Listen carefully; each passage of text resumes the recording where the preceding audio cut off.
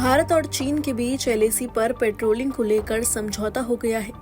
इसी बीच विदेश मंत्री एस जयशंकर ने रविवार को कहा कि लद्दाख के देपसांग और डेमचोक में सैनिकों का पीछे हटना पहला कदम है और उम्मीद है कि भारत 2020 की गश्त की स्थिति में वापस आ जाएगा।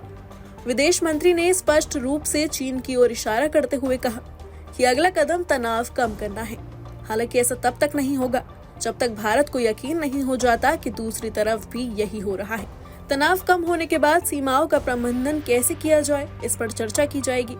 इस हफ्ते की शुरुआत में भारत ने घोषणा की थी कि उसने पूर्वी लद्दाख में वास्तविक नियंत्रण रेखा एलएसी पर गश्त करने को लेकर चीन के साथ समझौता कर लिया है। 4 साल से ज्यादा समय से पूर्वी लद्दाख में जारी सैन्य गतिरोध को समाप्त करने की दिशा में एक बड़ी सफलता है। मुंबई में पत्रकारों से बात करते हुए जयशंकर ने कहा कि देपसांग और डेमचोक में गश्त करने और पीछे हटने पर आम सहमति बन गई है। ये स्पष्ट है कि इसे लागू करने में समय लगेगा। ये पीछे हटने और गश्त का मुद्दा है, जिसका मतलब है कि हमारी सेनाएं एक दूसरे के बहुत करीब आ गई थी और अब वो अपने ठिकानों पर वापस चली गई हैं। हमें उम्मीद है कि 2020 वाली स्थिति बहाल हो जाएगी। गौरतलब है कि साल 2020 में भारत चीन के सैनिकों के बीच गलवान झड़प के बाद से देपसांग और डेमचोक में तनाव बना हुआ था। करीब 4 साल बाद 21 अक्टूबर को दोनों देशों के बीच नया पेट्रोलिंग समझौता हुआ। विदेश मंत्री एस जयशंकर ने बताया था कि इसका मकसद लद्दाख में गलवान जैसी झड़प रोकना और पहले जैसे हालात बनाना है। लंबे समय से एलएसी पर चल रही तनातनी अब खत्म होती दिख रही है। इसका पूरा श्रेय प्रधानमंत्री मोदी को जाता है। लगातार बातचीत पर भरोसा जताते हुए प्रधानमंत्री नरेंद्र मोदी ने आखिरकार इस संघर्ष का हल निकाल ही लिया। पूर्वी लद्दाख में दोनों देशों की सेनाएं पीछे हटने लगी हैं।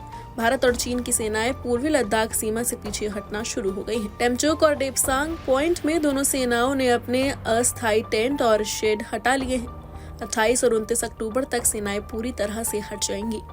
बता दें कि 4.5 साल पहले चीनी घुसपैठ के बाद पूर्वी लद्दाख में वास्तविक नियंत्रण रेखा पर सैन्य गतिरोध की स्थिति में फंसे भारत और चीन ने क्षेत्र में 7 टकराव बिंदुओं में से 2 पर सैनिकों को पीछे हटाने की प्रक्रिया शुरू करके द्विपक्षीय संबंधों को सुधारने की दिशा में पहला कदम उठाया है, ताकि वहां दोनों पक्षों के पेट्रोलिंग करने के अधिकार को बहाल किया जा सके। Bureau report, news nation.